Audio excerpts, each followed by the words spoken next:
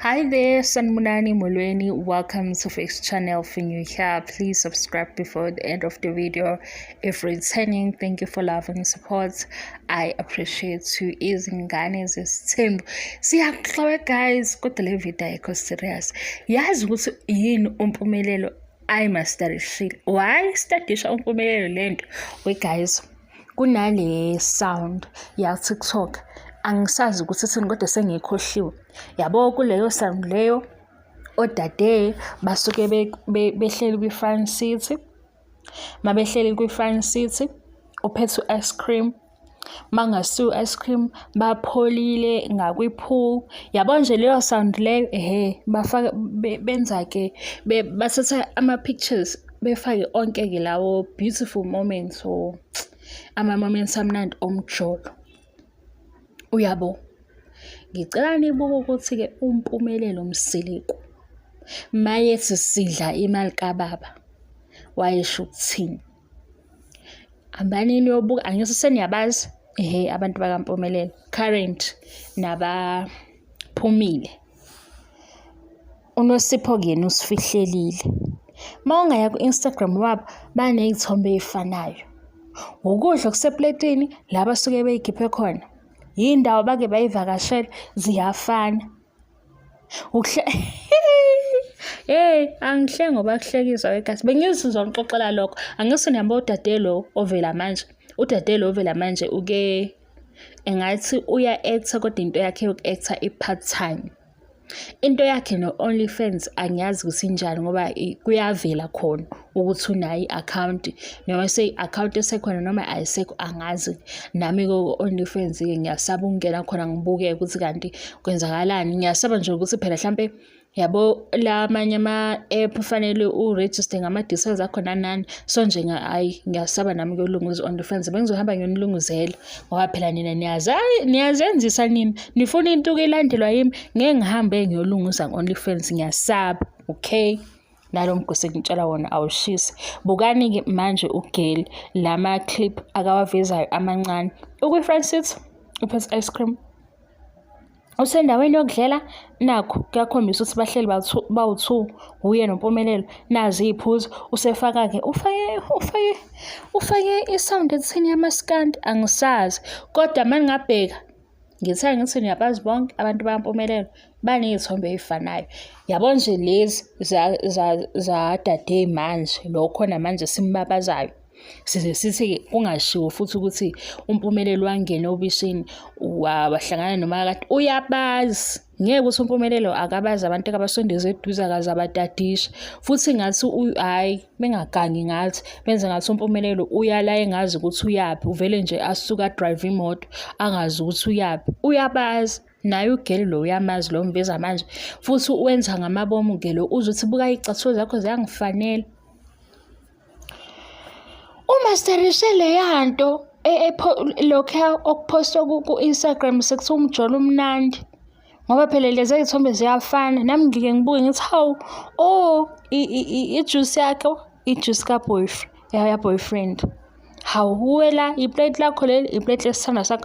Abanye baye befihle ke singamboni lo hleli ngale kodwa sibone ukuthi ke bawu2. Siza phela ngesound ukuthi sound yabo usemjolweni. Yabo lawo maculo lawo benze njalo. Hawe guys yini seniphumile indabeni zaMpumelelo kodwa nimbuke. Uyabakhipha kuMpumelelo abantu bakhe. Sisabuza nje ukuthi usebenza uyabakhipha. Yabo uyabanika nje lo muzwa lo ukuthi umjolo umnandi. Yikho uTiritiri wathi lapha yana ku-episode 13 indlela uMpumelelo amenza feel. Nkosi yami. Nithi ngigive up indaba yami yokuya ezulwini. Wathi uTirelo sebexabanile waze wakhala indlela uMpumelelo amenza feel ngayo. Ngayibuza uthazi yiphi leyo ndlela. Yabona ke leyo mjolo leyo ukuthi umjolo uhamba kahle niyakhiphana uyakwenza ke shame. Ngisho ungahamba uyobheka ku-Instagram kaTiritiri unazo izithombe unazo futhi nala ehleli ku-Front City ebamba uMpumelelo ngesandla. Mpumelelo uMpumelelo yini speed esingaka. Mase yabo number 1 umasterishe lento ezithombe zakhe Instagram. nala amavidiyo amafishane aku-TikTok omjolo. Phela ngaso siyabuka ukuthi kanti bahlala kanjani ephithizela kanje lezo zinto. Unumber 2-ke asiwazi.